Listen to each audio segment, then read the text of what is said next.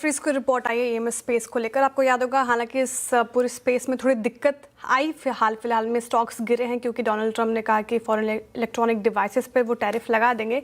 लेकिन जेफरीज इस स्पेस को अच्छा मान के चल रहे हैं। खबर ये है कि एम्बर और सिरमा ने सरकार की कॉम्पोनेंट स्कीम के तहत पीसीबी यानी कि प्रिंटेड सर्किट बोर्ड मैन्युफैक्चरिंग के लिए आवेदन दिया है। और डिक्सन भी अगर आप देखें तो कैमरा और डिस्प्ले मॉड्यूल्स में उतर रहा है, जो कि हमने खबर ऑलरेडी आपको बता दी है। अब ब्रोकरेजेस ये कोई स्पेस इसलिए अच्छा लग रहा है, वो कह रहे हैं कि पीसीबी मैन्युफैक्चरिंग के लिए 18 से 20 महीने का कंस्ट्रक्शन टाइमलाइन तो लगेगा, लेकिन स्केल अप के बाद अगर आप देखें तो 15% ऑपरेटिंग मार्जिन मिल सकता है इससे।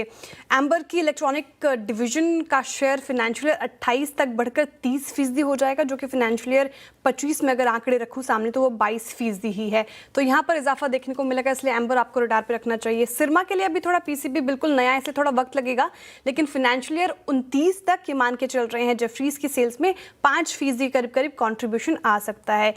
ईएमएस एज अ सेक्टर आप देखें तो तेजी से ग्रो कर रहा है। फाइनेंशियल ईयर 26-28 के दौरान 9,000 करोड़ कैपेक्स होगा, जो कि फाइनेंशियल ईयर 23 से 25 में बस 5,800 करोड़ था, इसलिए ईएमएस स्पेस को आपको रडार पे रखना चाहिए। ओके, ईएमएस स्पेस अच्छी रिपोर्ट है सभी गोल्ड फाइनेंशियल्स कंपनी, साथ ही टाइटन पर बुलिश रिपोर्ट है।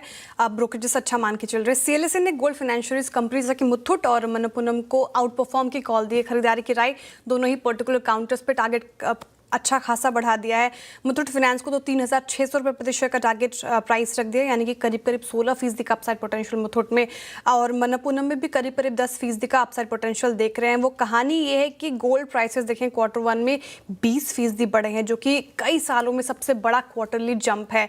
इसलिए इन सारे स्टॉक्स को रडार पे रखना होगा आपको। हालांकि मनप्पुरम फाइनेंस के लिए थोड़ा सा पैट एस्टिमेट्स घटाए उन्होंने 7 से 13%, क्योंकि निम्स पर प्रेशर है उनको लग रहा है, लेकिन पैट अनचेंज है। और साथ ही मुथूट की बात करूं तो ये कह रहे हैं कि फाइनेंशियल 25 से 27 में एयूएम कैगर में अच्छी बढ़ोतरी होगी, और पैट एस्टिमेट्स भी 10 से 15% बढ़ा दिए। टाइटन पर भी काफ़ी बुलिश रिपोर्ट, करीब 40% का अपसाइड देख रहे हैं सीएलएसए। ब्लू स्टोन मैनेजमेंट से उन्होंने बातचीत की, और ब्लू स्टोन सीधा कंपेटिटर है कैरेट लेन का, जो कि टाइटन की यूनिट है। लेकिन ब्रोकरेजेस मान के चल रहे हैं कि टाइटन के लिए अभी जो भी समीकरण बन रहे हैं वो काफ़ी अच्छे हैं। 4,394 का टारगेट प्राइस रख दिया है।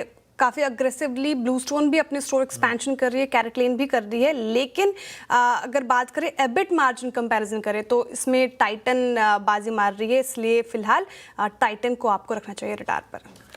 ओके।